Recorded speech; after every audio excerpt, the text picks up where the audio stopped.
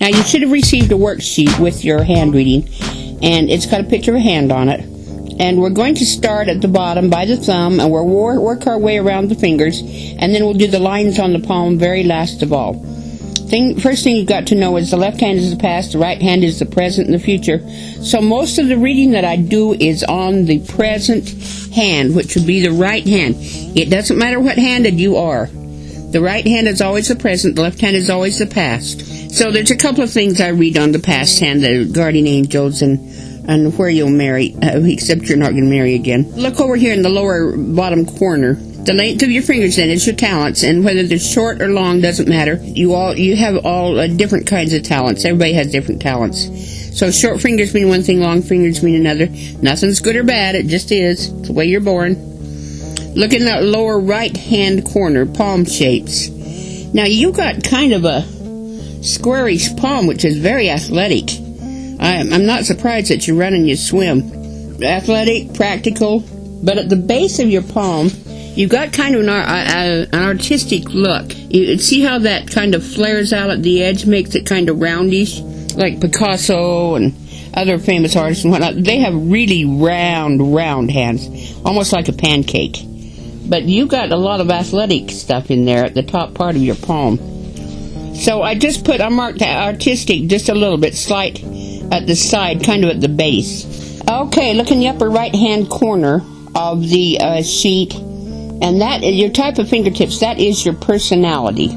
And you've got, and I'll read those on the right hand, so there's only 5. You've got 2 pointy fingers. You like fine things. You're very sensitive, diplomatic, kind of impractical, but you're always a collector when you got the pointy fingertips.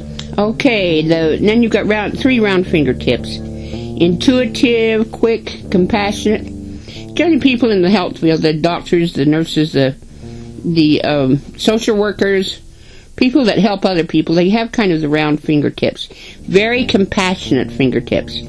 Intuitive, quick, compassionate, said you should be in the health field. Starting down here at the thumb, at the base of that, if you're looking at your hand chart here, let's start with the thumb. Now, it's kind of a short thumb. Not very many women have short thumbs. That means you work really well with numbers. I see that a lot on the Asian, especially the Japanese people that have the short thumbs. And they're the ones that become civil engineers and accountants and people that deal with numbers. So you got kind of a short thumb. You work very well with numbers. Your index finger is very good. It's quite a long finger. Now, it's not as long as your middle finger. You don't want those 2 side fingers on that middle finger. You don't want them to be as long as that middle finger, because that middle finger is your business finger. That needs to be about the length of the palm. But that index finger is your teaching finger. Sales finger, political, the boss finger, the supervisor finger. That means you like to manage. You like to manage. But then you teach, don't you? So that's very good. That's nice and long. The middle finger is a little bit long. That needs to be about the length of the palm. And that's about what it is, about the length of the palm. That's your business sense. So that means you know how to make money.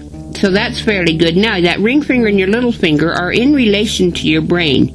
Your ring finger is your right brain, which is your creative area of your brain. And then your little finger is your left brain, which is the scholarly part. That means you work well with words and letters. So you've got a really long ring finger. It's even longer than your index finger when you hold your hand up. And that's excellent. Creative, imaginative, inventive. But besides that, you got a line running from your palm up into that finger, which is it's a major creative achievement line. But then you create all day long, don't you, if you're an artist? So that's an excellent, and it's a strong line too. Oh my goodness, I haven't seen such strong lines that run up into that creative finger for a long time. Now, that little finger, that's your writer's finger. It means you work well with words and letters. You don't have a very long finger. That needs to come up to the line that's right at the base of the top joint of that ring finger. And it doesn't quite make it. Kind of a short finger. That means you're a very active person. You don't like to sit and do paperwork all the time. So if you're going to be a writer, you you might have to take some classes and learn how to write and get some education on your writing, because it's not inborn in you like your artist finger is. Okay, that short finger, that's not a bad finger. I see that very often on people who are teachers or managers or leadership. Generally, that short finger matches up with the long index finger.